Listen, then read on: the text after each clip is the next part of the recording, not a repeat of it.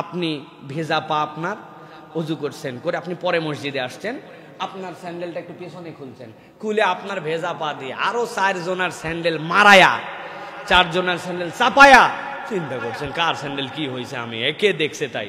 আপনি ন্যায়নিষ্ঠ হতে পারেন নাই মানুষ হিসেবে এখনো। ছোট্ট পয়েন্ট, কিন্তু মাথার মধ্যে ঢুকাই রাখেন, আপনি ন্যায়নিষ্ঠ হতে পারেন না। আপনি অপরকে কষ্ট দিছেন, আপনি যাওয়ার পরে স্যান্ডেলটা হাতে নিয়ে উপর থেকে ফালাই দিয়েছেন, ঠাস করে পড়ছে, ভিতরে একজন নামাজ পড়তেছিল, তার কষ্ট হয়েছে। আপনি এখনো ন্যায়নিষ্ঠ হতে পারেন নাই। আপনি কষ্ট দিছেন, আপনার বাড়ি 3 তলায়, আরেকজন 4 তলায়, আপনার চেয়ারটা আপনি আপনার ফ্লোর টাকা দিয়ে কিনছি, 1,25,00,000 টাকা দাম, 57,000 টাকা স্কোয়ার ফিট। আমি আমার প্লেটে কি করব না করব তোর কাছে হিসাব নেওয়া লাগবে। দরজা লাগায় দম করে দরজা লাগাই দিছে, রাত্রে 12টার সময় মশলা মারতেছে খ্যার খ্যার করে পুরা। আমার বাড়িতে আমি যা, আই ক্যান ডু এনিথিং।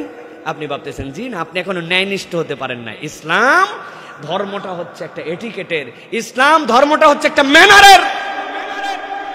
আপনার সাথে ঝগড়া করতে আসছিল, তারপরে আপনি বলছেন আমি রোজাদার, ঝগড়া করবো না তোমার সাথে। আল্লাহ বলছেন তোমাকে যেই আল্লাহ এই ট্রেনিং দিল, সেই বান্দা তুমি ন্যায়নিষ্ঠ হতে পারো নাই, অপরকে কষ্ট দাও, অপরকে তুমি আরাম দাও না, অপরের হিসাব তুমি করো না। আল্লাহর কাছে আপনাকে হিসাব দেওয়া লাগবে। আপনি ফুলের গাছ একটা নিয়ে চলে আসছেন আপনার বারান্দায়, কে আপনারে আনতে বলছিল ফুলের গাছ?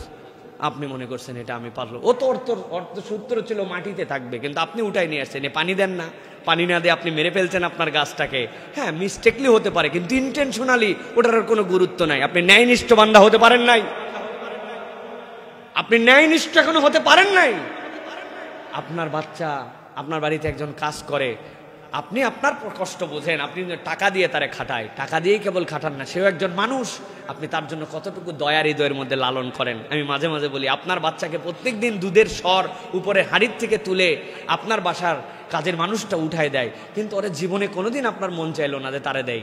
আপনার রান প্রত্যেক দিন আপনার বাচ্চা খায়, আপনার কাজের মানুষের ভাগে কোনোদিন একদিন আপনার রান গেল না। সবাই এরকম নয়, কিন্তু এগুলো আমাদের মাথার মধ্যে মনে রাখতে হবে। ওরে সারা জীবন মাটিতে ফালায় রাখলেন, আর আপনি সারা জীবন খাটে থাকলেন। ফাঁকা খাট আছে আপনার বাড়িতে অন্য ঘরে, তারপরেও সে কোনোদিন উপরে উঠে শুইতে পারলো না। আপনি ন্যায়নিষ্ঠ হতে পারেন নাই। সাহাবীরা বলতেছেন, নবী বলছিলেন তুমি যা পড়ো তাকে তাই পড়াও, তুমি যা খাও তাকে তাই খাওয়াও।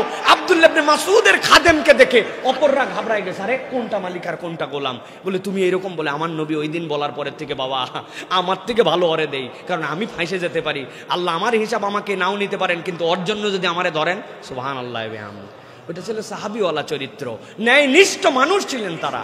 আর আমরা এখন ন্যায়ের আশপাশে নাই, আমরা কেমনে কত অন্যায় করতে পারবো আমরা সেইটার মধ্যে আছি। প্রিয় ভাইয়েরা, রাস্তার মধ্যে বের করে পাইপটা রেখে দিচ্ছি, সরকারি জায়গা, পানি পড়ুক, রাস্তা ক্ষতি হোক, যা হোক, লোক যাক না যাক, এটা আমার কোনো ব্যাপার কিনা। আমি থাকি 10 তলায়, আমি কানটা খুসায়া ফালাই দিলাম কটন বাট, চলে গেল নিচে। আমি মনে করলাম আমি চিপসটা খাইয়া ফালাই দিলাম রাস্তার মধ্যে, খোসাটা ফালাই। আপনি ন্যায়নিষ্ঠ এখনো হতে পারেন নাই। আপনি হিসাব এবং বিবেচনা করেন। প্রত্যেকটা জায়গায় আমাদের ইহতিসাব করার জায়গা আছে। আমরা যদি হিসাব করে না চলি, তাহলে এইটা আমাদের জন্য কোনো ফায়দা দিবে না। আল্লাহ এই জন্য বলছেন যে তোমাদের মধ্যে সিয়াম পালন করে ঈমানের সাথে সওয়াবের আশায়। সওয়াবের আশা কখন মানুষ করে? যখন হিসাব করে সে চলে, কোনটা করলে সওয়াব, কোনটা করলে গুনাহ। এই বিবেচনা করে চললে আল্লাহ অতীতের গুনাহ মাফ করে দেন।